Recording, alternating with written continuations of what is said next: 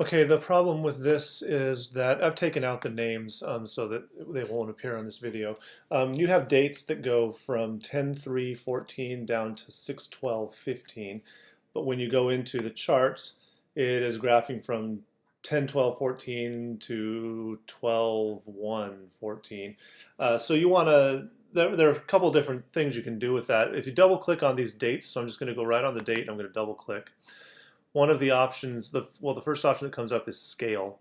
And the scale tells you the minimum and the maximum for this line on the axis right there. So right now it's going from 10/12 to 10/1. If you put a check mark next to these boxes, then it will determine the scale automatically. It'll look at the data and just make a determination about what it needs to be. So if I just put those check marks on there, then now I'm getting the entire range all the way from here all the way out to that 6/12, and I get all of it.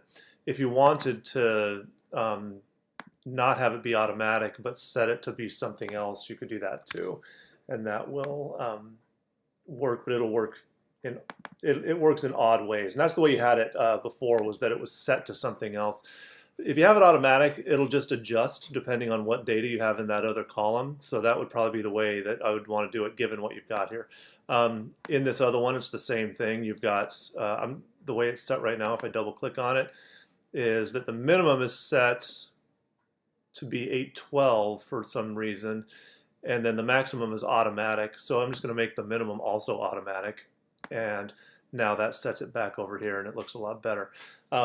But the data, it's kind of crowded. If you want to talk to me about setting up a form that is maybe a little bit easier to read or a little bit nicer looking, we can do that, because I don't know how well you can read this. It looks kind of difficult to read to me.